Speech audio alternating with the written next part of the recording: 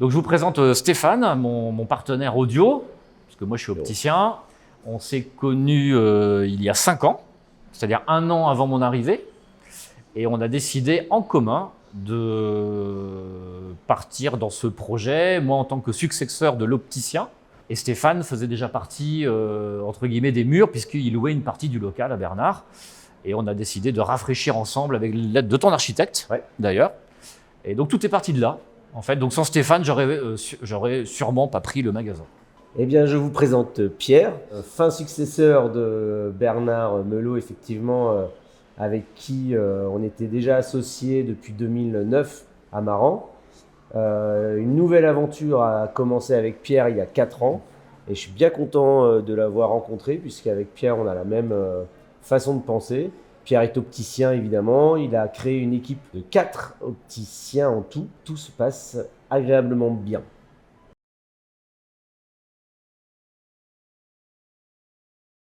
Un duo de choc, Pierre et moi, je me permets, je commence. On a à peu près la même façon de penser l'entreprise, c'est-à-dire que... À l'anglo-saxonne. Ouais. C'est ça, hein. C'est ce que j'allais dire, voilà, hein, évidemment. C'était notre point commun dès le départ, Voilà. sans le faire exprès. La baseline de tout ça, c'est l'humain avant tout. Que ce soit nos clients ou nos salariés, notre équipe, on essaye de faire en sorte que tout marche autour de l'humain en fait. Et avec une liberté d'action pour chacun. Aussi bien pour Nicolas, ton collaborateur, qui vient le mercredi, que pour moi, mes collaboratrices. On a vraiment cette liberté d'entreprise à l'anglo-saxonne, mais je tenais à mettre en place cette liberté, et comme je l'ai trouvé en Stéphane, bah, ça a matché direct. Ouais.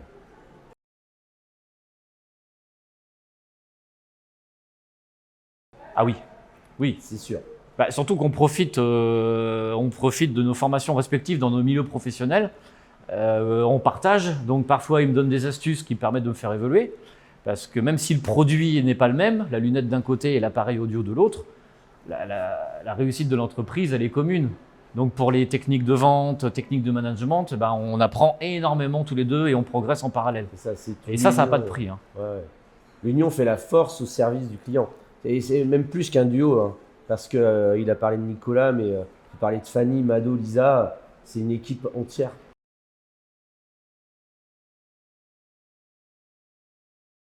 Les deux, mon capitaine.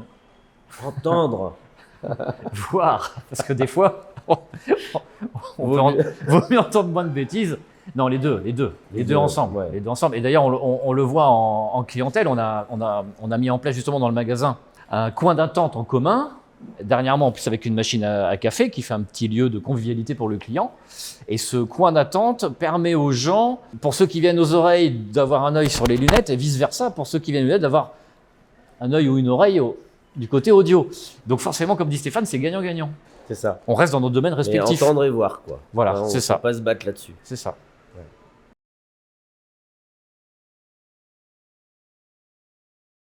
De mon côté, toute l'intelligence artificielle qui est arrivée dans les appareils auditifs. C'est pas un produit, c'est finalement un service qu'on va apporter à nos patients. L'intelligence artificielle est arrivée dans les aides auditives. Ça nous offre un champ des possibles incroyable. On a des bijoux en termes d'audioprothèse. Pour nous, opticiens, le produit au top cette année, c'est un nouvel anti-reflet que j'ai fait goûter à Stéphane, hein, d'ailleurs. On le voit pas. On le voit pas. D'ailleurs, on le voit pas. Et c'est un anti-reflet cristal, blanc comme le cristal, qui retranscrit vraiment la lumière naturelle et qui va être 10 fois moins encrassant que les anti-reflets du marché. Voilà, donc ça c'est un produit qu'on a en exclusivité, mais nous en clientèle, ça c'est devenu vraiment un argument, comment dire, qualitatif et de persuasion. Allez, j'en parle à beaucoup de mes patients.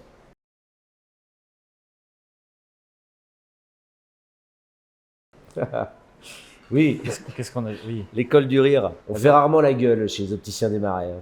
Disons qu'on a du mal à concevoir le travail sans s'amuser en même temps. Ouais. Maintenant, voilà, quand le client arrive, il y a le masque du professionnel qui retombe et on devient le plus sérieux possible. Et encore, on arrive quand même à servir des fois. Ouais, mais l'ambiance reste quand même très agréable avec certains clients et parfois on rit aussi avec eux, mais dans une moindre mesure. Mais par contre, entre nous, oui, on est vraiment dans la bonne ambiance toute la journée.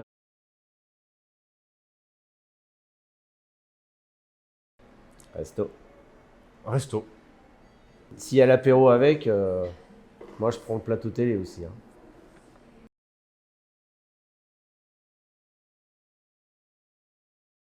Fidéliser pour vendre. Si on arrive à fidéliser, c'est qu'on arrive à concrétiser tout ce qu'on fait. Parce que si on vient travailler, c'est pour que nos clients rachètent nos produits et nous recommandent. Donc fidéliser, c'est un maître mot, mais c'est évidemment, on ne peut pas fidéliser si on n'arrive pas à vendre Et d'abord. puis une fois fidélisé, quand vous avez, alors là je parle surtout pour nous, quand on a après toute la famille, parce que bon, tu n'auras pas forcément toute la famille en oreille si tu en as dans le temps. dans le temps quand ils auront vieilli. Mais je vois pour notre partie, une fois qu'on les a fidélisés, un jour ou l'autre, ils viennent à l'achat de lunettes.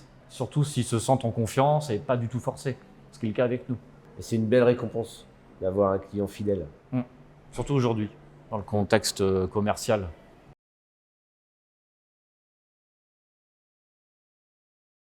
Le dodo, non. non.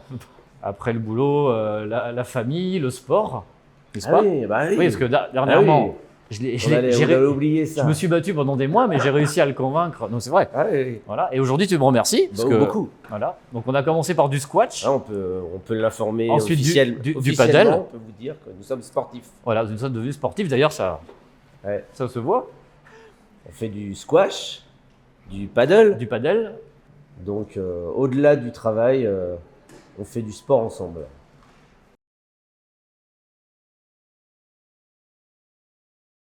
Ce qui est indispensable, c'est de porter son badge, hein, sinon on se fait taper sur les doigts. L'accessoire indispensable pour moi, c'est l'informatique. Je peux pas, sans ordinateur, je peux pas travailler. Donc j'ai besoin de matériel le plus récent possible et c'est ce que nous offre la solution auditive. Alors nous, le matériel indispensable, notre salle d'examen de vue, tout le matos qui est dedans évidemment. Il n'y a pas besoin de le préciser parce que sans ce matériel d'examen de vue, il y a beaucoup de ventes qui ne pourraient pas aboutir. On ne pourrait pas contrôler la vision, modifier, si jamais on doit, puis faire les examens de vue, hein, tout simplement.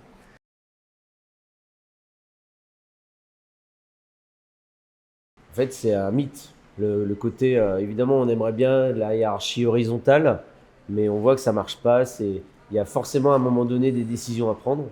Et c'est à nous qui incombe cette décision, une responsabilité. Donc la diagonale, j'aime bien. Ouais, je la reprendrai celle-là. Ouais, moi j'ai pensé à la diagonale et c'était pas une blague, parce qu'on peut très bien s'informer auprès de collaborateurs. On est loin d'être vertical en tout cas.